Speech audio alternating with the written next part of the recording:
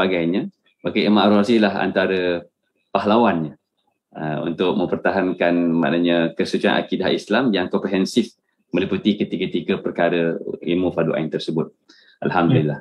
Jadi sekarang ini kita buka ruang kepada semua yang menyertai webinar ini untuk sesi soal jawab.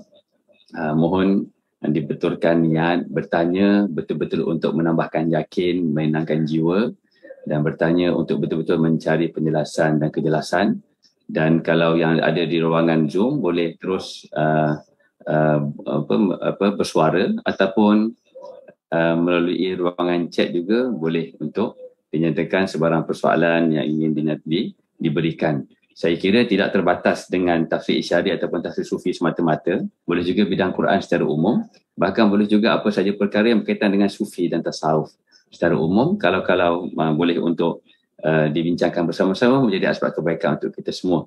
Kalau dalam Facebook, saya mohon kepada teknikal untuk lihat kepada live Facebook. Kalau ada soalan di ruangan komen, soalan-soalan yang benar lah, soalan-soalan yang benar, bukan yang bersifat kontroversi, yang bukan bersifat yang tidak mendatangkan manfaat utamanya, maka kita kongsikan dalam ruangan chat ini supaya Buya Dr. Razi dapat membacanya dan dapat memberi singgulan dan pendapat beliau untuk pedoman kita semua, insya-Allah.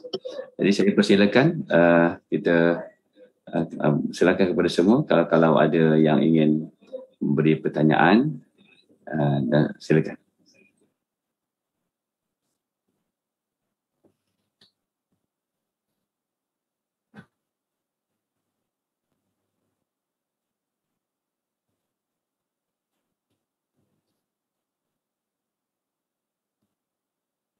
Boleh terus aktifkan mikrofonnya dan bertanya. Hanya perkenalkan diri dan dari mana, dan teruskan dengan pertanyaan, insya-Allah. Kita akan berakhir kurang lebih dalam 12.30. Ada masa kurang lebih dalam lebih 30 minit untuk sesi mudzakarah kita ini, insya-Allah. Silakan.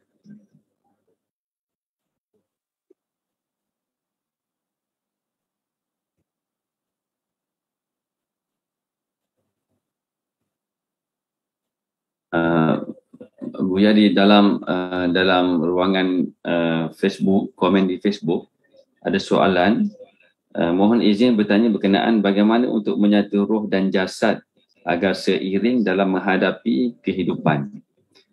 Soalannya begitulah, maknanya bagaimana untuk menyatu roh dan jasad agar seiring dalam menghadapi kehidupan ini. Oleh kerana tidak ada persoalan lain, tak ada persoalan lain lagi, Buya, kita terus kepada jawapan. Ya. Yang pasti tidak ada kesatuan antara ruh dan jasad, karena ruh itu rahasia Allah, ruh itu amrullah, dan dia tidak bertempat, dia tidak beruang, dia tidak dapat digambarkan. Maka yang ada hanyalah jasad ini mengikuti apa maunya ruh. Adapun bersatu, mungkin itu bahasa yang kurang tepat, berkait nanti bisa dianggap sesat oleh ahli akidah, ya. Karena hari ini zaman khatir juga, banyak orang yang salah paham juga dengan ibarat-ibarat sufiyah, termasuk dengan ibarat-ibarat yang saya sampaikan, baik itu ahli fikih kah dia atau ahli akidah kah, itu terjadi. Jadi lalu bagaimana caranya untuk menyelaraskan, menyesuaikan, barangkali itu ya, antara ruh dan jasad, antara zahir dan batin. Caranya sederhana, ikuti syariat Allah untuk jasad, ikuti thariqatnya Rasulullah untuk ruhani. Maka batin kita akan berselaras dengan jasad, jasad akan berkesesuaian dengan ruhani. Hanya itu caranya. Maka tidak ada jalan kecuali jalan Allah Subhanahu wa taala. Kalau orang-orang kan sering mengartikan walladzina jahadu fina lanahdiyannahum subulana. Orang-orang yang mujahadah fina ini kan berbeda dengan fi sabilina. Orang-orang yang bermujahadah di jalan kami beda dengan orang-orang yang mujahadah dalam kami, bukan dalam jalan. Para Sufi mengartikan bahwa fina, orang-orang yang mujahadah bersungguh-sungguh dalam mengalahkan jiwanya, lalu mengoptimalkan, memaksimalkan sisi kolbunya, ruhaninya, lanahdiyannahum subulana. Kami akan berikan dia jalan, bukakan jalan. Tadi saya sudah sampaikan bahwa ada jalan ke dalam kolbu, jalan ke dalam lub, ada kepada sir, ya, ada kepada banyak bagian fuad di dalam diri. Menurut saya itu adalah subulana. Ada sabil qalb, ada sabilnya fuad, ada sabilnya lub, ada sabilnya sir. Nah, ini bagian dari isyari juga ini, dokter, ya.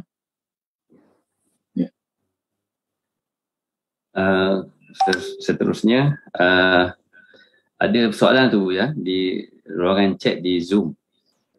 Okey, berkenaan dengan mengamalkan zikir roh yang Buya ajarkan.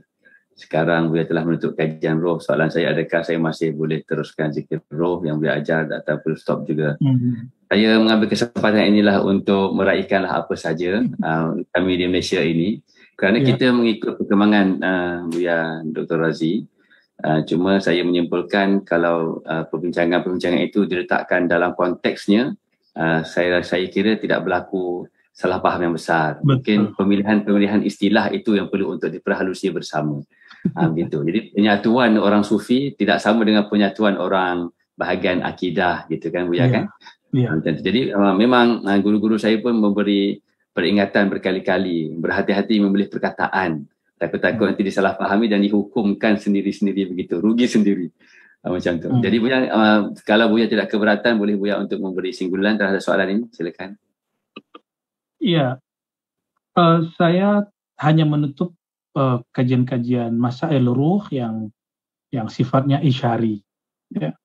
Adapun kajian-kajian tentang kolbu, tentang fuad, lub, itu kan masih ada kitabnya. Maka kita masih mengkajinya. Adapun kan ma'rifatul ruh secara zauq, secara ilhami, ini lagi kita tutup, ya. Maka kajian-kajian tentang nama ruh kita tidak bahas lagi dulu untuk sementara. Meskipun di kitab sangat banyak pembahasan itu, di samping ada orang yang sok tahu, seakan-akan dia sudah membaca semua kitab lalu mengatakan tidak ada nama ruh. Ya sudahlah, itu urusan dia, ya. Kita nggak usah berpolemik lagi, karena ilmu ini bukan ilmu pembacaan teks, ini ilmu rasa, ilmu zauq. Kalau lam yazuk lam ya'rif, kalau dia tidak tahu, tidak merasakan, dia selama-lamanya tidak akan tidak tahu.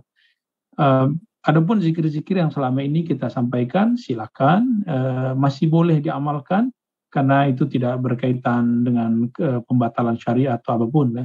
Dan saya sampaikan di sini, saya orang yang sangat iltizam, sangat ketat dalam akidah Ahlus Sunnah wal Jamaah, dan juga mengamalkan fikih, khususnya fikih Syafi'i, dan itu adalah basic yang mesti dijaga oleh seorang yang hendak mengamalkan ajaran tasawuf.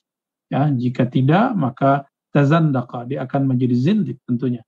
Adapun ibarat-ibarat yang selama ini disalahfahami, ya itu mungkin mereka belum siap mendengarkannya, atau memang ada salah paham. Wallahu a'lam bishawab, ya. Jika memang kita belum tepat menyampaikannya, kita minta ampun kepada Allah. Jika memang mereka yang tidak paham, mereka salah paham, kita memaafkan. Ya, wallahu a'lam bishawab. Alhamdulillah. Seterusnya saya pilihlah soalan di Facebook pula, berkenaan dengan pertembungan ni, Buya, pertembungan antara hissi dan maknawi. Okay, soalan daripada Darul Hayati. Okay, pertembungan antara hissi dan maknawi menyebabkan ilmuwan bertelagah, ibarat sesat dalam cahaya. Bagaimana untuk menghadapi suasana ini, terutamanya umat menjadi bangsa, menjadi keliru maksudnya. Bagaimana satu perlu diikuti. Betul. Ini pertemuan di antara ibari dan isyari kurang lebih, Buya. Silakan Buya. Ada yang disebut ikhtilaf, ada yang disebut ta'arud, tanaqud, ya. Saya boleh coret-coret lah, ya. Silakan Buya. Jadi kalau di kampung saya berbeza, di Minangkabau, di Padang, ya.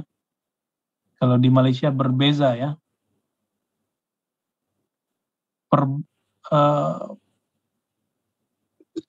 perbedaan itu ada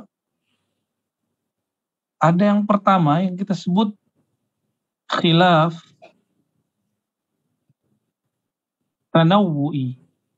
Ini disebutkan oleh Imam As-Suyuti ya. Khilafun tanawwu'i ya. Tanawwu'i. Ada yang kedua tanaqudi.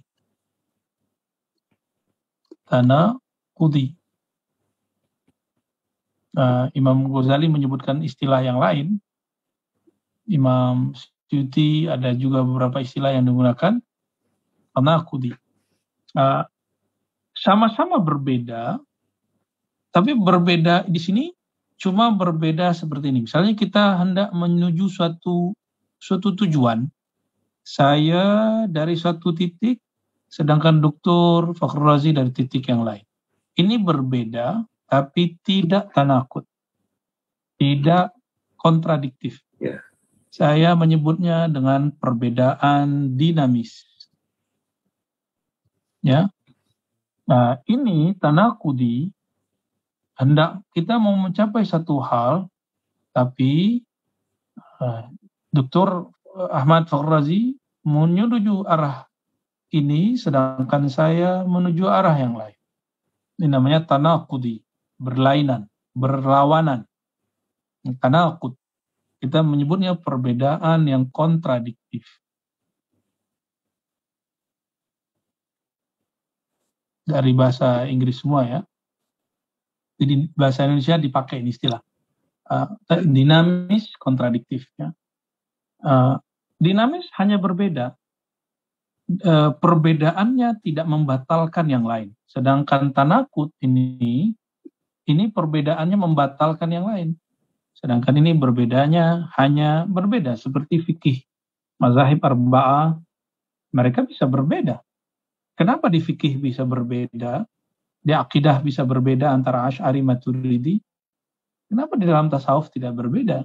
Apalagi dalam tafsir. Tafsir itu adalah awsa'ul ikhtilaf fil ulum al-islamiyah. Jadi perbedaan terbesar dalam ilmu-ilmu keislaman bukan dalam fikih, bukan dalam akidah, tapi ada dalam ilmu tafsir.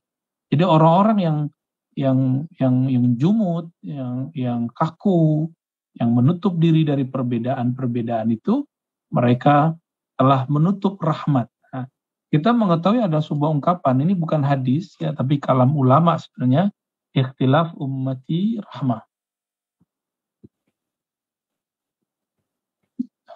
Yang mengatakannya hadis itu Imam Ibnu Asakir, tapi sampai sekarang saya belum menemukan riwayat beliau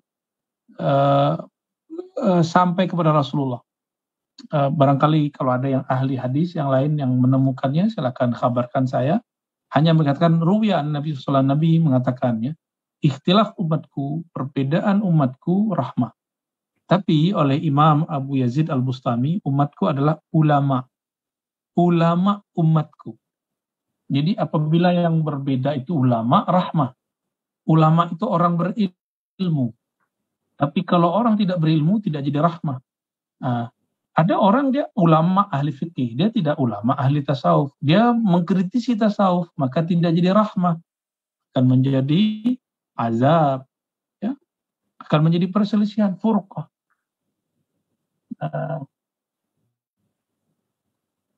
Lalu bagaimana kita menghadapi perbedaan-perbedaan itu? Apabila terjadi perbedaan ibarat, caranya sederhana, farudduhu ilallah, ya, kembalikan kepada Allah dan Rasulnya. Maksudnya kembalikan kepada usul. Nah, ada usul akidah, tadi sudah disebutkan, ada usul al-fiqh, ada usul at-tasawuf. Semuanya punya usul. Tidak ada yang nggak punya usul. Ya. Dan usulnya pasti sama. Yaitu la ilaha illallah. Ya. Muhammad Rasulullah. Ini kemudian dibagi menjadi 3 oleh Imam Ghazali. Ya. Jadi ilahiyat. Ya. Ilahiyat. Kemudian nubuwat. Dan yang terakhir sam'iyat. Nah, ini dia. Ilahiyat tentang Allah, nubuat tentang kenabian, sam'iyat tentang alam akhirat. Ya.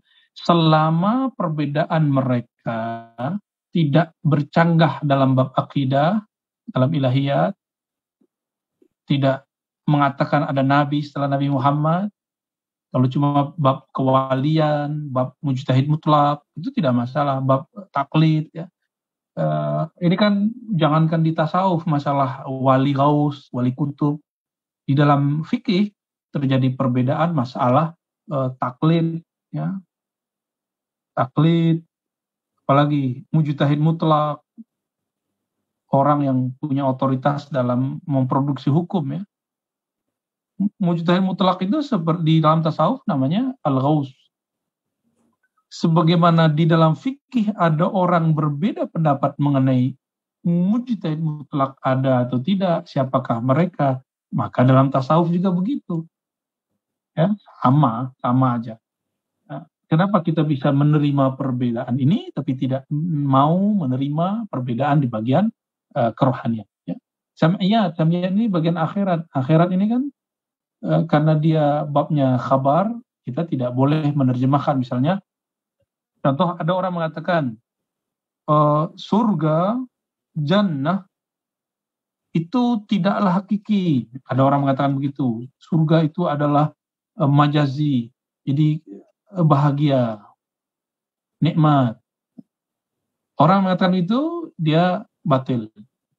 Ada yang mengatakan nar bukanlah api, tapi itu menunjukkan orang ini tidak bahagia di sana.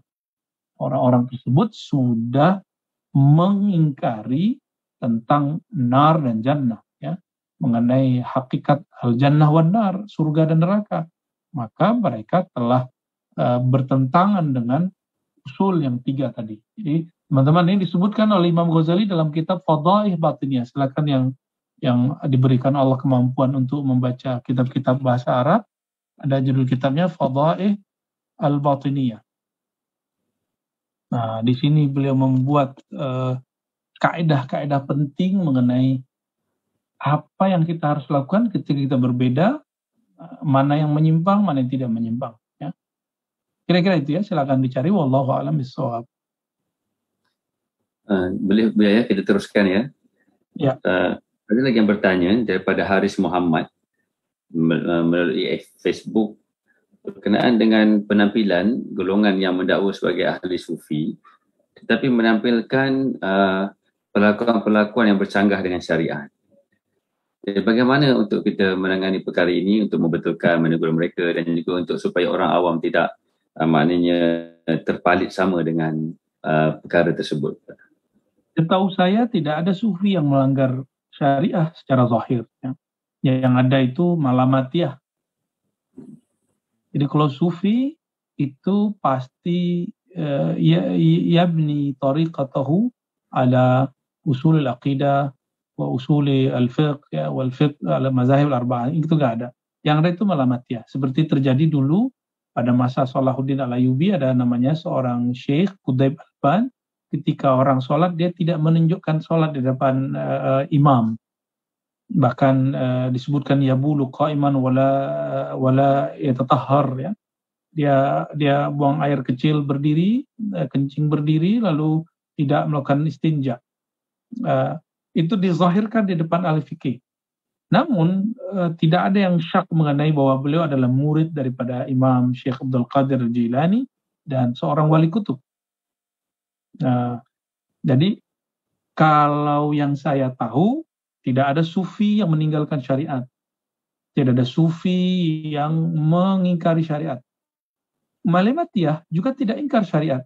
Dia cuma menunjukkan amalan yang berbeda dengan yang dipahami oleh ahli syariat.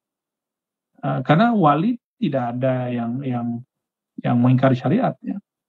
Misalnya seperti ini, kita melihat ada syaribul khamar, ada orang minum khamar, atau ada orang tidak sholat, dia bukan sufi, dia bukan malamati, dia bukan seorang apapun, maka kita tidak boleh mengkafirkannya selama kita belum tahu apakah dia meninggalkan sholat dengan sengaja, dengan mengingkari sholat, atau hanya kaslan, malas. Apabila ia meninggalkan sholat karena malas, berarti dia fasik, dia tidak kafir. Sama, wala matiyah itu kalau mau kita tuduh, silakan kita tuduh, mungkin dia pemaksiat, silakan. Kan dia lebih tahu urusan dia dengan Allah. Ya, kira-kira seperti itu ya. Jadi hasba ma araftu lam ara sufian yukhalifus syariah, ya. Tidak ada menurut saya sufi yang sengaja melanggar syariat, itu nggak ada ya. Saya punya mursyid banyak sekali dan semuanya yahtarimuna syariah. Semuanya menghormati syariat, nggak ada yang enggak. Ya. Wallahu a'lam bishawab. Ada juga soalan Buya ya. Agak-agaknya bila Buya akan boleh berkunjung ke Malaysia untuk pertemuan berhadap-hadapan untuk dakwah di Malaysia. Ada perancangan ke Buya untuk ke Malaysia? Belum ada ini ya, belum ada obrolan dengan kawan-kawan. Nanti kalau takdirnya kita bertemu insya-Allah. Nanti kalau bertemu nanti mohon untuk dimaklumkanlah kepada kami supaya mungkin kami boleh untuk istifadah bersama insya-Allah. Insya-Allah. Ada juga yang memohon Buya daripada Facebook juga berkenaan dengan sebarang oleh-oleh dari pihak Buya Dr. Razi, sama ada ijazahnya, amalannya dalam memulakan perjalanan tasawufnya.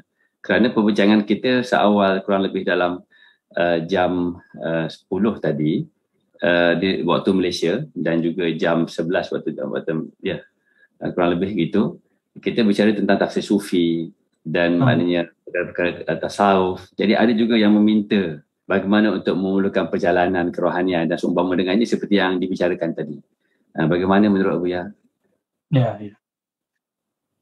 Kita pakai satu contoh tafsir Isyari dan ini bisa menjadi jalan awal daripada kita memperjalankan rohani ya, supaya Allah pun memperjalankan.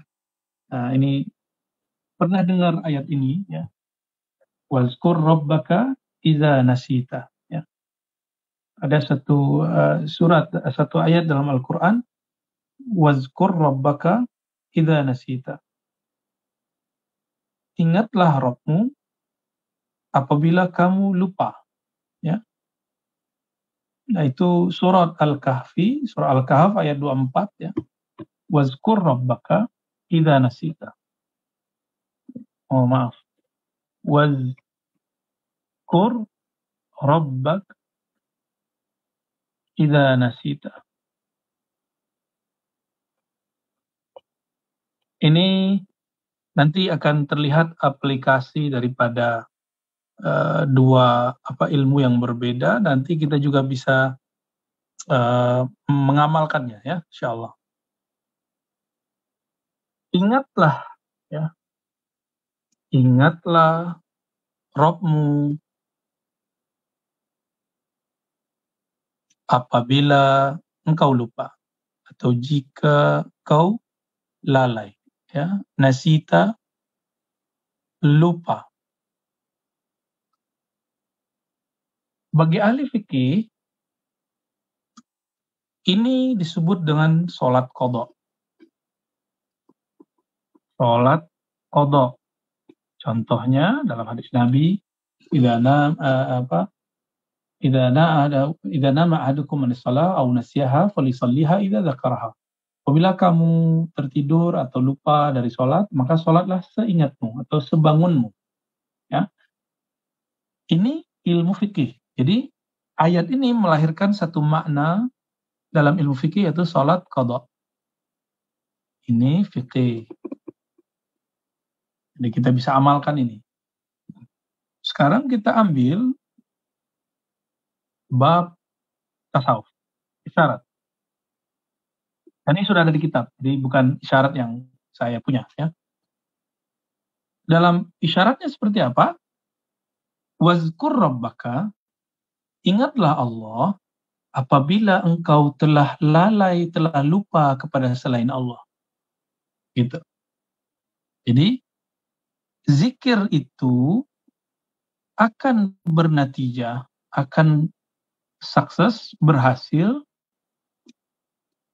berefek apabila kita lupa kepada selainnya. Ya, apa itu zikir? Ya, melupakan selain Allah.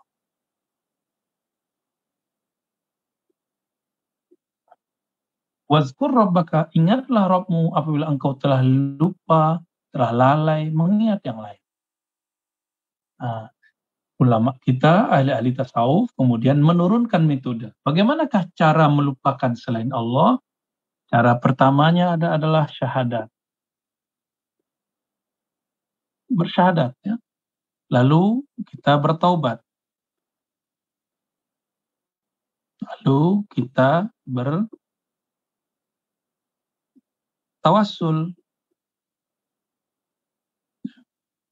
Dan yang keempat kita sholawat. Baru kemudian terakhir, nomor 5-nya, kita zikir. Karena syahadat membuat kita rohani dan jasad kita masuk kepada hukum Islam. Taubat, membersihkan diri, karena syarat kita sholatnya diterima, harus bersih hatinya. Sebagaimana syarat sah sholat, tempat dan baju, badan bersih dari hadas. Maka syarat diterima sholat kita dan ruh kita dapat diangkat ke sisi Allah adalah dengan taubat. Itulah cara bersuci secara rohani. Tawassul itu bersyukur mengirimkan Fatihah atau doa untuk Nabi dan para guru. Sholawat ini puncaknya, ini cara cepat untuk datang ke sana. Terakhir, zikir. Nah, zikir ini saya tidak boleh bagi sembarang saja. Saya menyarankan kepada sahabat-sahabat di Malaysia atau dimanapun berada, carilah ahli zikir, ahlul zikir, ya, yang kita sebut mursyid. Mursyid ini atau tuan guru yang dia memegang izin, sertifikat, izin hak daripada mursyid sebelumnya. Ya, saya menyarankan itu, dan ini mungkin sudah hampir wajib, ya, belajar zikir mesti dari ahlinya. Sebagaimana kita kuliah pun kepada ahlinya, kita belajar suatu ilmu kepada ahlinya. Ya, ambil zikirnya. Apabila belum bertemu seorang guru, cukup sampai nomor 4. Nomor 4, ya, bahwa kita banyak bersolawat. Ada suatu ungkapan, as-salawat mursyidun man la syaikhalah. Syaikhun man la syaikhalah. Ya. Salawat itu adalah mursyid bagi orang yang belum bertemu guru. Sampai nanti suatu saat dia bertemu gurunya, maka lazimkan salawat. Mulailah salawat setiap hari minimal pagi-pagi 100 kali, ya. Sore, petang 100 kali. Malam hari tahajud 100 kali. Dan kalau perlu ditambah. Kalau perlu setiap mau berangkat kerja, kita mau ngapain saja, kita bersolawat. Memulai acara solawat, ada kegiatan agenda solawat, tutup pun dengan solawat. Nah, inilah caranya, ya. Silakan ini dilakukan sampai nanti Allah takdirkan antum bertemu dengan seorang guru yang bersanad kepada Rasulullah Sallallahu Alaihi Wasallam. Alhamdulillah. Kita bertuah dan beruntung kerana mendapat titipan daripada tetamu undangan kita yang berbahagia, Buya Dr. Razi Hashim, dan kita sama-sama melafazkan qabilna, kami terima akan anjuran tersebut, yang mana ia berasaskan kepada 4 perkara yang perlu untuk kita tekuni bersama-sama sehingga nantinya insya-Allah Allah Ta'ala mempertemukan kita dengan perkara yang kelima, iaitu mursyid. Ternyata Buya Dr. Razi menganjurkan kepada kita untuk kita maknanya mendapat bimbingan daripada para mursyid yang di sekitar kita. Begitulah supaya maknanya lebih sesuai dengan keadaan kita masing-masing insya-Allah. Adapun untuk sementara dipertemukan itu, selawatlah kita sebanyak-banyaknya. Mudah-mudahan Allah Ta'ala memberikan kita jalan untuk menuju kepadanya insya-Allah. Banyak lagi persoalan-persoalan yang diberikan, tetapi saya kira saya ingin mengambil waktu yang terakhir ini kurang lebih 10 minit terakhir ini untuk kita sama-sama terus melaksanakan apa yang Buya Dr. Ar-Razi nasihatkan dan bekalkan kepada kita. Iaitulah maknanya perkara yang pertama sampai perkara yang keempat. Saya rasa itu lebih utama daripada kita banyak berbincang dan bertanya jawab. Tetapi kita masih belum memerlukan, masih belum lagi memulakan perjalanan kerohanian kita. Begitu. Webinar ini namanya Webinar Tafsir Sufi Antarabangsa. Ia hanya sempena nama di dunia akademik apabila bergabung dua negara, namanya antarabangsa. Ia tidak mewakili mana-mana pihak. Ia hanya perkongsian rasa dan jiwa saya sebagai pengkaji di universiti dalam bidang al-Quran Quraniah yang ada kaitannya dengan aspek sufi, dan saya juga bertasawuf, mengamalkan tarikat. Dan mengenali lewat media sosial dengan panel kita, Buya Dr. Ar-Razi, juga kelihatannya dalam posisi dan konteks yang sama. Jadi silaturahmi melewat webinar ini, nanti kemudian mudah-mudahan bertemu di pada masa hadapan, itu saja. Ia tidak, webinar ini tidak mewakili apa-apa dan sebarang entiti dan organisasi. Webinar ini hanya percambahan supaya sebenarnya kita teruja untuk memulakan perjalanan kerohanian.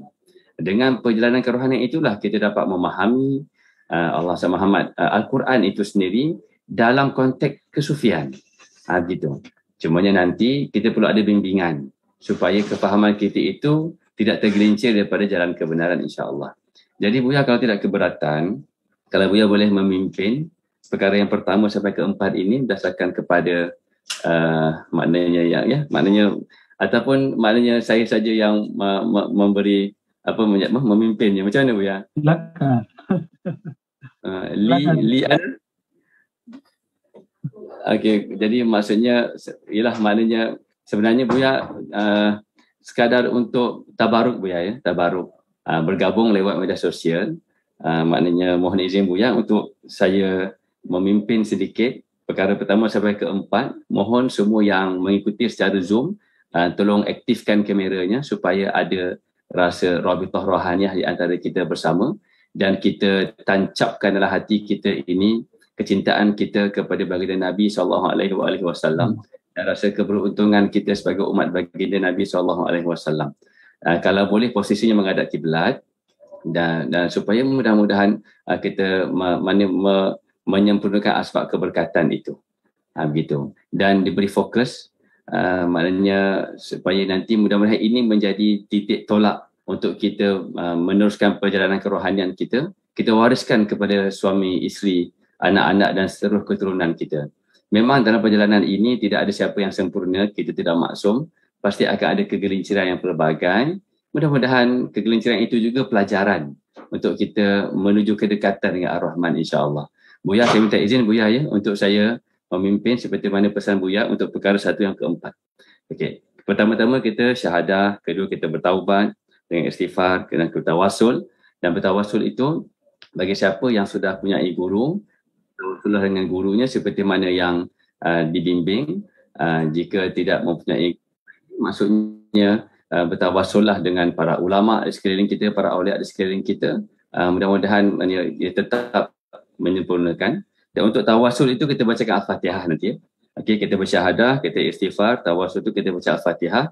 Dan untuk selawat kita akan melafazkan selawat Jibril. Kurang lebih dalam 2 minit, 3 minit begitu. Dan akhirnya kita terus mohon pada Buya untuk menutup webinar kita ini dengan doa. Kita aminkan bersama-sama, insya-Allah.